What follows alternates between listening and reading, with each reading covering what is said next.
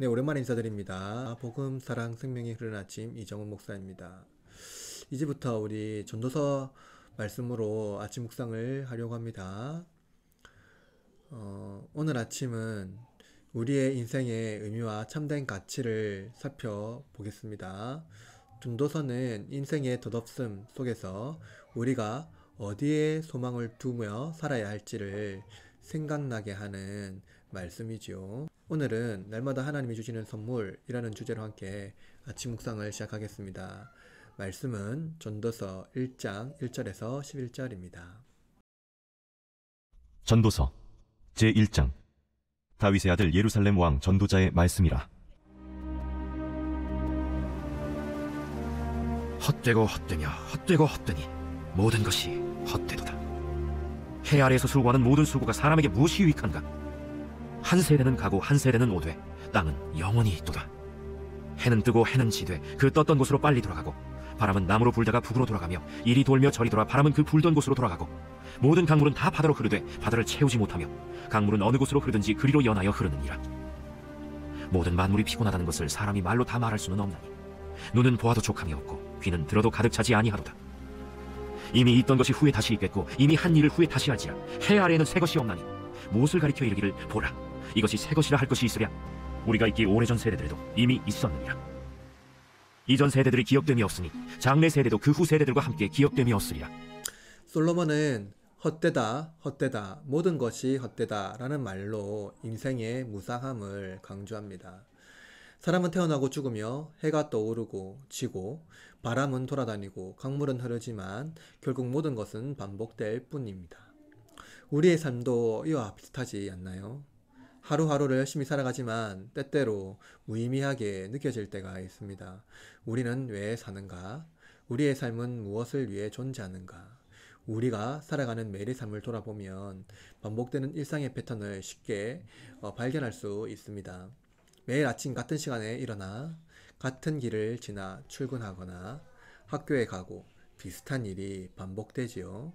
어떤 날은 일이 너무 바빠서 하루가 순식간에 지나가고 저녁이 되면 피곤한 몸을 이끌고 집에 돌아와 잠자리에 듭니다. 하지만 그런 하루하루가 반복되다 보면 내가 왜 사는지, 내가 왜 이렇게 사는지 문득 생각나게 합니다. 저도 그런 경험이 있습니다. 개척 이후에 정말 하루하루가 바쁘고 지친 날들이 많이 있었습니다. 매일 새벽에 일어나 말씀 묵상을 하고 또 사역을 준비하고 또 아이들을 깨우고 또 응원시키고 이러한 일들이 너를 너무 지치게 하고 힘들게 할 때가 있죠. 마치 하루가 어제와 반복되는 똑같은 느낌이 들었습니다.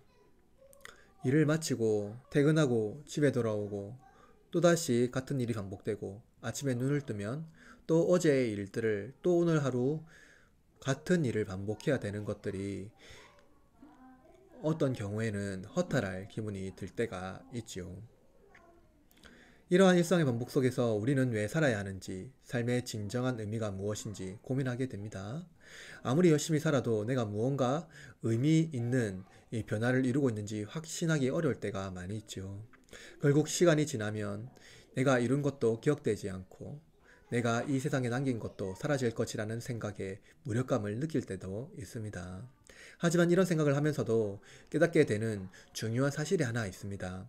삶의 반복성과 무상함 속에서도 하나님께서는 우리에게 매일 새로운 기회를 주시고 그 속에서 우리가 해야 할 작은 일들 속에 깊은 의미가 담겨 있음을 깨닫게 하신다는 것입니다. 우리가 매일 하는 작은 일조차 하나님 보시기에는 가치 있는 일입니다. 비록 그 순간은 사소해 보일지라도 하나님 안에서 우리는 우리의 존재와 삶의 의미를 새롭게 찾을 수가 있습니다. 오늘 본문에서 그것을 알 수가 있는데요. 전도자는 지혜가 많으면 어리석은 자보다 우월한 삶을 살 것이라고 생각했습니다. 그는 지혜가 빛이며 우매는 어둠이라고 말합니다. 지혜는 빛이며 미래를 위하여 수고하고 이름을 남기기 위하여 철저히 준비하지요. 반면 우매는 어둠이며 맹인과 같이 사리분별을 하지 못하고 미래를 위한 대처 능력이 없습니다. 그러나 현인이나 맹인이나 그 미래의 결과는 죽음입니다.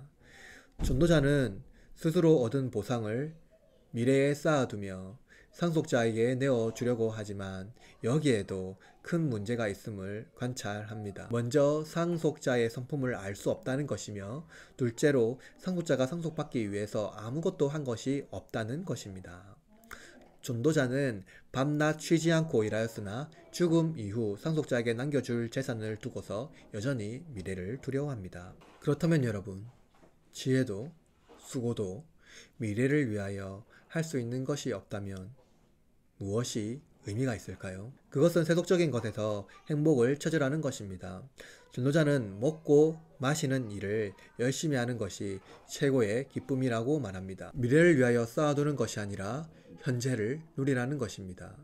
그는 이러한 세속적인 기쁨이 개인의 지혜와 수고에서 나온 것이 아니라 하나님의 손에서 나온 것이라고 말합니다. 그러므로 참된 기쁨은 선물입니다. 이스라엘은 광야에서 만나를 먹었지만 기쁨은 없었습니다.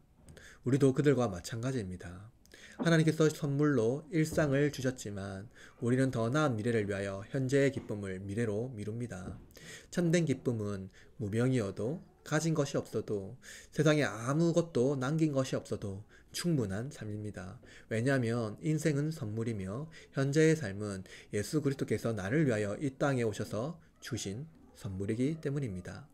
내가 무엇을 더 잘하고 성공하고 유명해져서 예수님이 날 구원하신 것이 아니라 현재 나의 존재 자체를 사랑하심으로 나를 구원하셨기 때문입니다. 오늘 묵상을 통해서 우리 다시 한번 인생의 덧없음을 느끼면서도 하나님 안에서 참된 소망을 발견할 수가 있게 됩니다. 우리의 일상과 노력은 하나님 안에서만 의미를 갖습니다. 오늘 하루도 하나님 안에서 주어진 시간을 의미 있게 보내며 하나님을 우선에 두는 삶을 살도록 합시다. 그리고 묵상을 통해 생각해 봅시다. 지혜와 수고로 현재의 즐거움을 미래로 미루려고 계획한 적은 없는지요? 세속적 오늘을 즐기는 삶과 성경적 오늘을 즐기는 삶, 그것은 무엇이 다른지 생각해 봅시다. 그리고 칭의와 행복한 삶이 어떻게 서로 협력하는지 생각해 봅시다.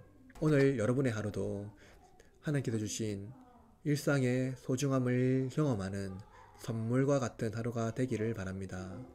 우리 같이 기도합시다.